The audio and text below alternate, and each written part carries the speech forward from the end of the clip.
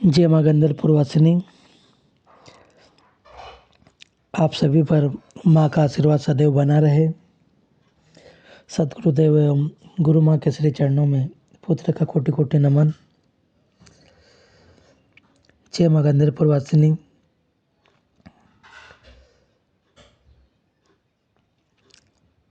माँ बगलामुखी की साधना को लेकर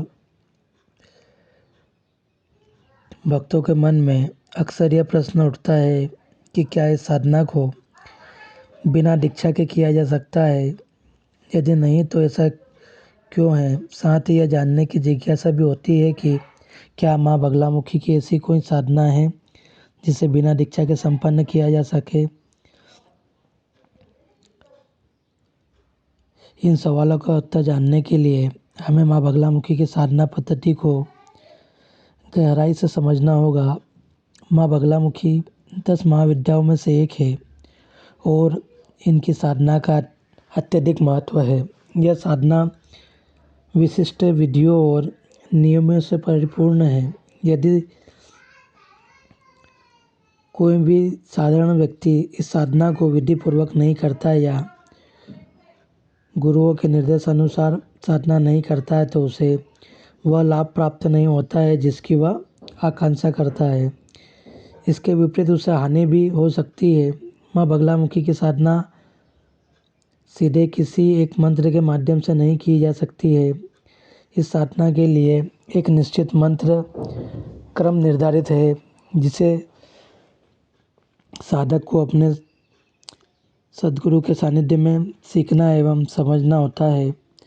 गुरु के निर्देशन और अनुभव के बिना यह साधना कठिन ही नहीं बल्कि जोखिम भरा भी हो सकता है।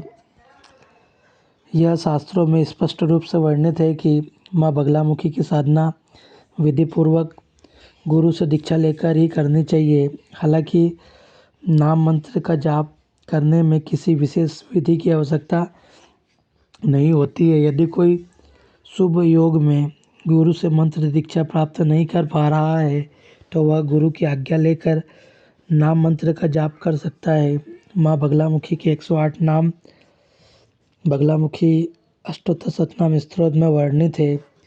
यह स्तोत्र भक्तों के लिए अत्यंत लाभकारी और तीव्र प्रभावशाली माना गया है। इसे पढ़ने मात्र से साधक की कई कठिनाइयाँ दूर हो सकती है और उसकी इच्छा पूर्ण हो सकती है। नाम और मंत्र में अंतर को समझना महत्वपूर्ण है। नाम भी एक प्रकार का मंत्र है, लेकिन मंत्र के साथ उसकी विधि और प्रक्रिया जुड़ी होती है जो नए साधकों को कठिन प्रतीत हो सकती है।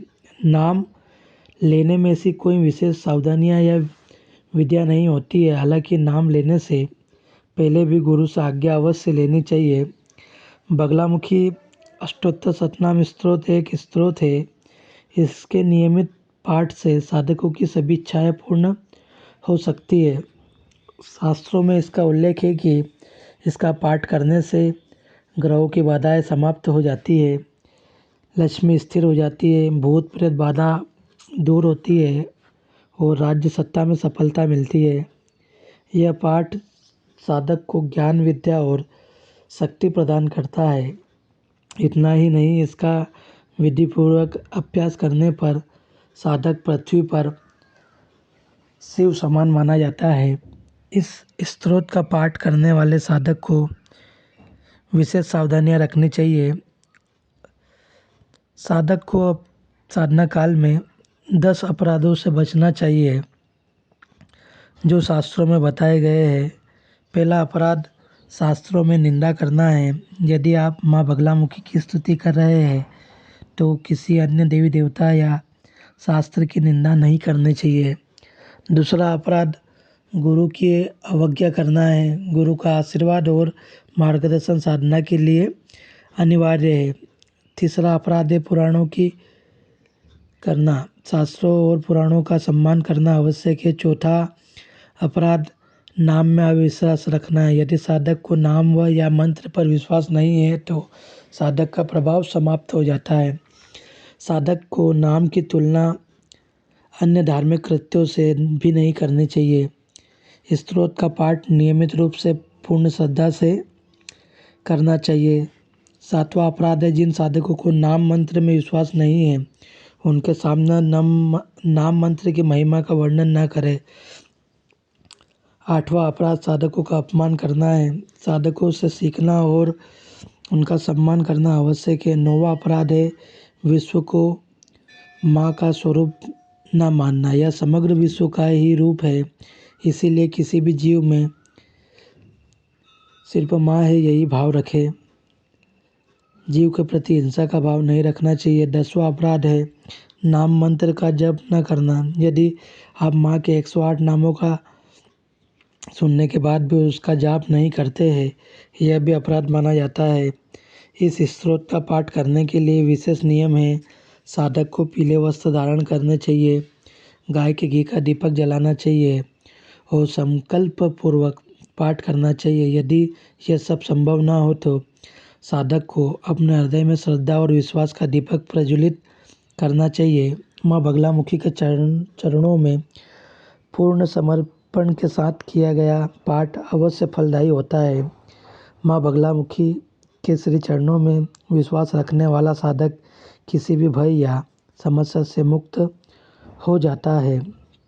यदि साधक के मन में विश्वास की कमी है तो साधना का लाभ नहीं मिल सकता है। माँ की कृपा प्राप्त करने के लिए श्रद्धा, विश्वास और समर्पण अनिवार्य है।